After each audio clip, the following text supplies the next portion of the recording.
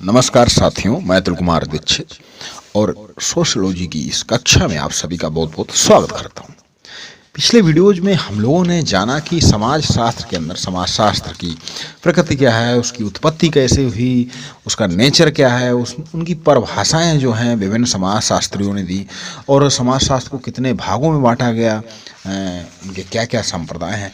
अब इस वीडियो में हम लोग समझेंगे कि समाज शास्त्र में आखिरकार हम सीखते क्या, पढ़ते क्या है, कैसे पढ़ते हैं, आखिरकार समाज शास्त्र की विषय वस्तु क्या। तो देखिए, हम समाज में रहते हैं, सामाजिक क्रियाएं करते हैं, हमारे सामाजिक संबंध होते हैं, सामाजिक जो संस्थाएं हैं उसमें हमारी भागीदारी होती है, लेकिन इसे हम लोग समझते नहीं हैं। इसका अध्ययन किया है समाज शास्त्रियों ने और उस अनुसार उन्होंने बताया कि भाई हम समाज का इस तरह अध्ययन कर सकते हैं। अब जो उन्होंने बताया उसी के अनुसार हम भी चलते हैं। जब हमारी भी समझ उस उच्च स्तर पर वहाँ तक पहुँचेगी तो कुछ हम भी अपना बताएंगे कि हम समाज शास्त्र का अध्ययन कैसे करेंगे। अभी तो हम लोग बच्चे हैं।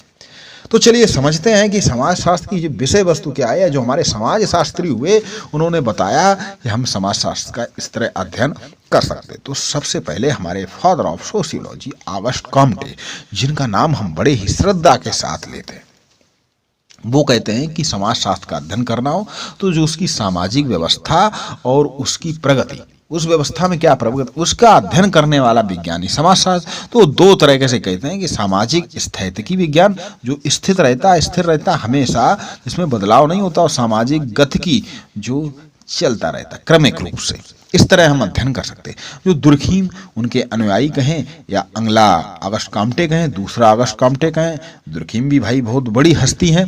तो वो क्या कहते हैं, वो कहते हैं हम तीन प्रकार से, एक सामाजिक रचना शास्त्र की, आखिर समाज की रचना कैसे हुई, और सामाजिक शरीर शास्त्र यानी कि उसकी सोशोलॉजी की बॉडी, यानी वो हम समझे कि उनमें कौन कौन सी संस्थाएं हैं, कौन कौन से भाग हैं, कौन कौन लोग उसमें भागीदारी, तो बॉडी यानी कि फिजिकली रूप से जो हमें दिखता है। और तीसरा सामान्य समाज शास्त्र। तीन तरह से दुर्खीम साहब ने कहा।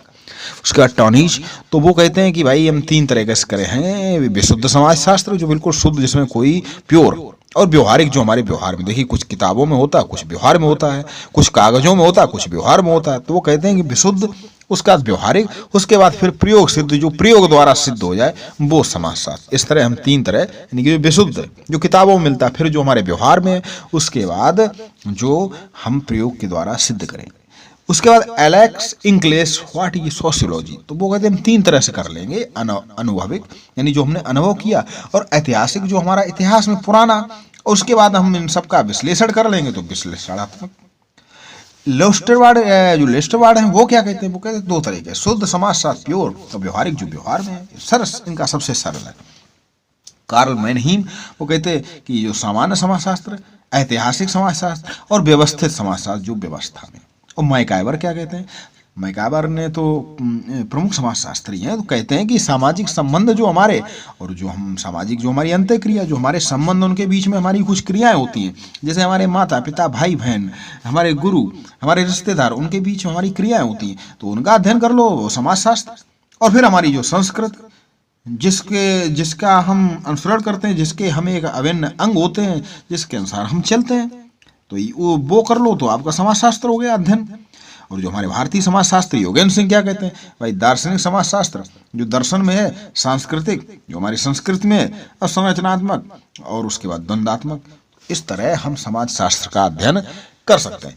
तो आप चैनल से जुड़ें, चैनल को सब्सक्राइब कर लें, और इसके सेगमेंट, चैनल की playlist sociology by Atul sir में आप इसको पढ़ सकते हैं। और चलिए फिर मिलते हैं समाज शास्त्र की किसी नई विषय वस्तु के साथ।